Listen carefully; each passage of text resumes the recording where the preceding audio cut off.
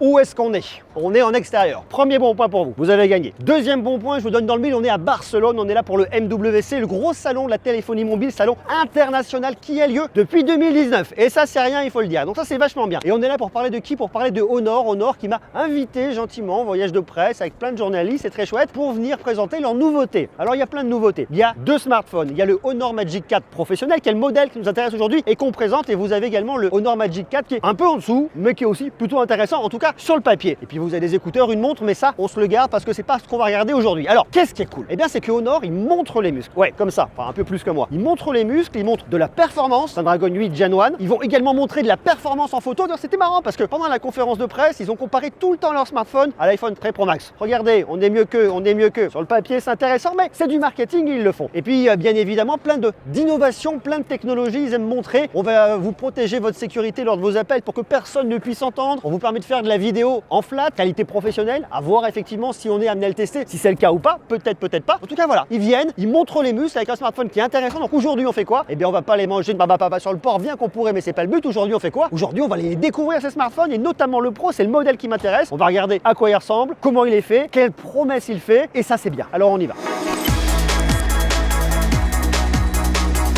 Alors qu'est-ce qu'il nous propose Honor Magic 4 Pro niveau design? Bah déjà, on le voit, c'est une vraie symétrie, enfin vrai. Me direz-vous, si on voulait une vraie symétrie, on l'aurait mis au centre et il serait carré plutôt que rectangulaire. Ça c'est clair. Mais par contre, si vous le coupez en deux là, vous avez un vrai effet symétrique qui est très sympa. Alors la couleur qu'on a ici, je crois que c'est ma préférée, c'est le cyan. Elle a plusieurs intérêts déjà, c'est qu'elle est un peu moins réfléchissante que les autres, il y a moins cet effet miroir. Vous avez des petits côtés un peu alvéolés que je trouve vraiment très jolis. Donc ça c'est assez sympa. On voit ce gros module photo, on se regarde le détail dans quelques instants. On a ici sur le côté un petit bouton pour venir l'allumer et l'éteindre en rouge, qui est assez sympa. Ici le bouton de volume, de la recharge en USB-C, ça on s'en doutera. Vous avez ici un petit haut-parleur, un micro et puis tiroir de carte SIM avec double carte micro SD 5G.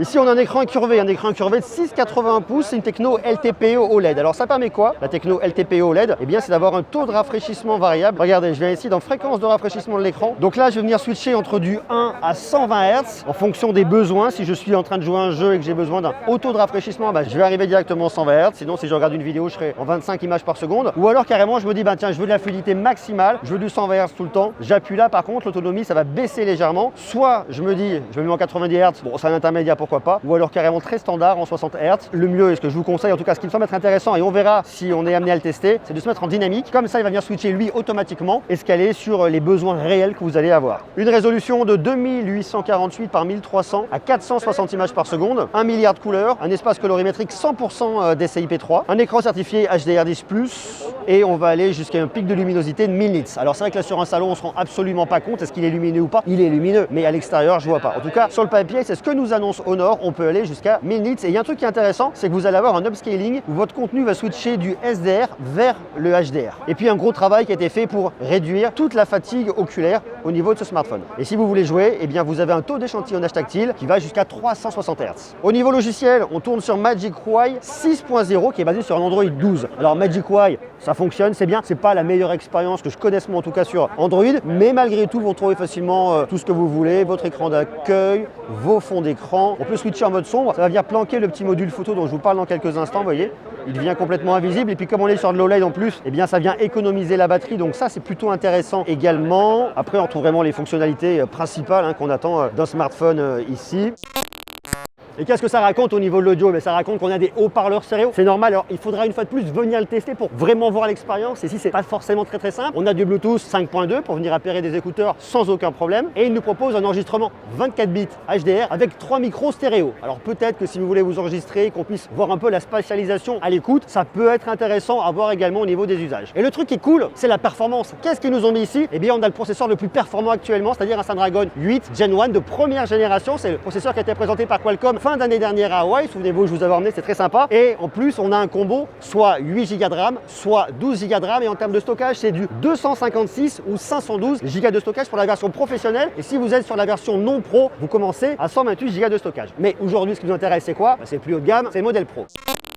Alors on s'était dit que pour vous parler de la charge, il fallait changer un peu, on vient à l'extérieur, comme ça on peut enlever le masque. Ils ont fait un truc qui est vachement bien et une fois de plus dans l'idée de montrer les muscles, c'est qu'ici vous avez une batterie de 4600 mAh, me direz-vous, ok c'est bien monsieur Greux, mais c'est pas le truc le plus fou du monde, c'est vrai. Mais là où ils ont fait un truc absolument dingue, c'est déjà ils vous ont fait de la recharge filaire 100 watts. Quand je fais 100 watts, je joue en même temps sur mes cuisses, mais ils ont fait également de la recharge sans fil 100 watts. C'est dur à dire, il y a beaucoup de S, mais je dis. Alors regardez, j'ai des chiffres, ça c'est bien. On a déjà de la recharge sans fil, il y a du vent, ça bouge mon papier, vous le rechargez jusqu'à 60% en seulement 15 minutes. Rendez-vous compte, c'est absolument dingue et vous le rechargez à 100% en 30 minutes. Et c'est vachement intéressant. Pourquoi? Parce que en fait, aujourd'hui, la question de l'autonomie va de moins en moins se poser au niveau des smartphones. On va pas se dire, est-ce que je peux le garder un jour et demi, 2 jours? Vous pouvez bien évidemment avec une seule charge, mais on s'en fiche. Ce qui est sûr, c'est que vous le prenez, même si vous vous levez le matin, qu'il vous reste 20%, eh bien, le temps de vous faire un café, vous le branchez, vous repartez pour un jour et demi, très facilement. Le temps de vous brosser les dents, d'aller vous laver, si vous vous lavez, d'ailleurs, je vous le conseille, vous le faites très rapidement. Donc, on va plus se poser la question de l'autonomie. Alors, on voit que les marques, elles vous disent, on fait de la 100 watts. En réalité, c'est pas de la 100 watts tout le temps. Vous n'allez pas le charger de 0 à 100% en 100 watts. Vous avez un pic en 100 watts et après, ça va redescendre probablement vers du 65 watts, après vers du 45 watts, après vers du 25 watts. On finira une petite charge toute douce vers du 15 watts pour venir protéger votre batterie. Mais ce qui est bien, c'est le côté rassurant parce qu'on va loin et on a de l'autonomie. Donc ça me plaît.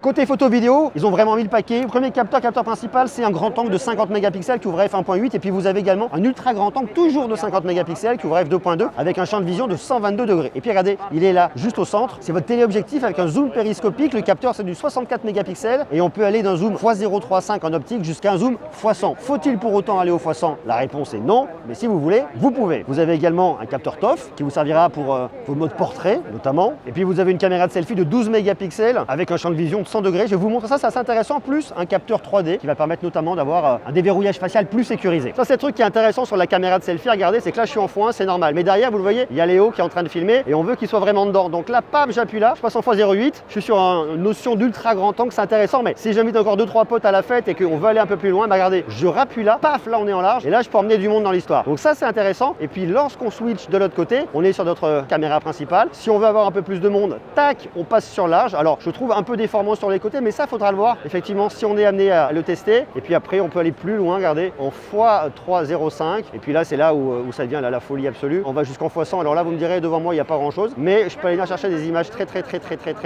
loin. Regardez là par exemple, on a le logo Honor Maze Bar. Donc bon, faut-il pour autant aller jusque là? Je ne pense pas. Mais en tout cas, il se peut que jusqu'à un zoom x30 ce soit convenable. Une fois plus, il faut le voir, il faut le tester. Donc comme ça, un peu compliqué de vous dire. Mais en tout cas, vous voyez, ils ont vraiment fait le choix de vouloir montrer les muscles en se disant on peut aller jusqu'à un x100 nous aussi. Il n'y a pas que Samsung et son Space Zoom, on n'est pas là non plus pour se marrer. Donc ça c'est intéressant. Alors il y a un truc sur lequel bosse Honor et qui est assez intéressant, c'est un mode film en plus du mode vidéo où vous allez pouvoir venir filmer en flat, c'est-à-dire avec des LUT ou une colorimétrie de l'image. Donc soit sur du classique, alors après vous avez de l'éclat de soleil, du focus, à voir vraiment si ça correspond à ce que vous voulez, à ce que vous aimez. Alors là, je vous montre sur un bout de bois, donc c'est pas forcément hyper évident de se rendre compte. Mais l'idée, c'est de se dire, ok, vous êtes créatif, vous voulez faire des vidéos, et bien regardez, on vous donne des éléments de colorimétrie directement pour venir shooter comme ça. Je trouve ça assez marrant. Alors moi, je suis en 4K HDR. Vous voyez, là, je suis ici dans mes réglages. Je suis sur un 1080p. Alors moi, ce que je veux, c'est du 16:9 4K, donc ça m'intéresse. Et après, je peux pousser même en 30 images par seconde. Et après, j'ai des formats vidéo efficients avec des fichiers un petit peu moins lourds. J'ai une teinte de film avec de l'intelligence artificielle. Ok, ça peut être pas mal. Donc c'est ce qu'ils ont proposé. La grille de composition, mon niveau, le minuteur. Bref, vous voyez, il y a plein de petites options et on peut même se mettre en log. Et là, en log, ça veut dire quoi? Ça veut dire que je vais filmer en flat. C'est-à-dire que je vais avoir toutes les informations de lumière, de couleur dans mon image, mais lorsque je la vois, elle va paraître extrêmement plate, comme ce qu'on est en train de filmer tout de suite avec le boîtier juste au-dessus. Mais après, on fait de la colorimétrie. Donc, soit vous filmez en log, et vous pouvez ensuite vous appliquer votre colorimétrie, soit vous venez directement avec un LUT ici. Alors, hop, je désactive ça et je passe avec le LUT. Et là, avec les LUT, eh bien, je vais avoir un traitement d'image directement dessus. Donc, le truc est assez marrant. L'idée, c'est vraiment de se dire, ok, on voit qu'aujourd'hui avec les smartphones, on peut faire des vidéos. Et bien là, on vous donne tous les outils pour le faire, en plus du mode vidéo que vous avez un mode film.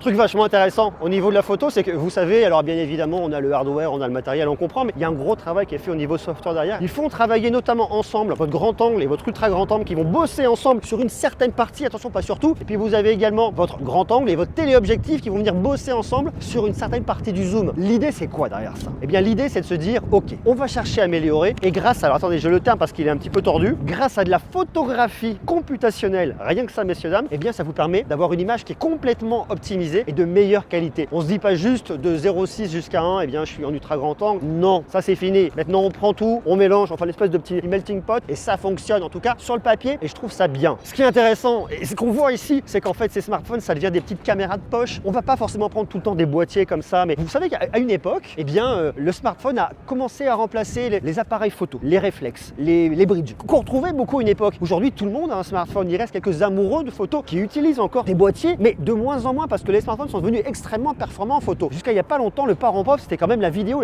était pas mal, on prenait les smartphones les plus haut de gamme, on avait des choses plutôt pas mal, mais pas toujours exceptionnelles. Et là, on voit qu'ils cherchent à aller vers une nouvelle cible, vers des créateurs de contenu, ceux qui font du TikTok, ceux qui font du Snapchat, bref, tout le monde aujourd'hui. Donc on améliore significativement la qualité en vidéo et ça c'est intéressant, ça fait de très jolies promesses. Un smartphone qui est bien évidemment certifié IP68, qui a du NFC pour le paiement dématérialisé, puis bien évidemment du Wi-Fi 6. Et puis il y a un truc que nous a fait Honor qui est assez intéressant, c'est une techno qui va empêcher que des personnes autour de vous puissent entendre vos appels téléphoniques. C'est le Privacy Calling, c'est fait à base d'intelligence artificielle pour que le son soit vraiment dirigé que vers votre oreille et que ça ne rayonne pas autour et qu'on puisse pas entendre vos conversations extrêmement privées et extrêmement importantes parce qu'on en a tous des conversations comme ça, on n'a pas envie que tout le monde entende. Voilà, donc ça c'est plutôt intéressant à voir une fois de plus et à tester pour voir si ça fonctionne.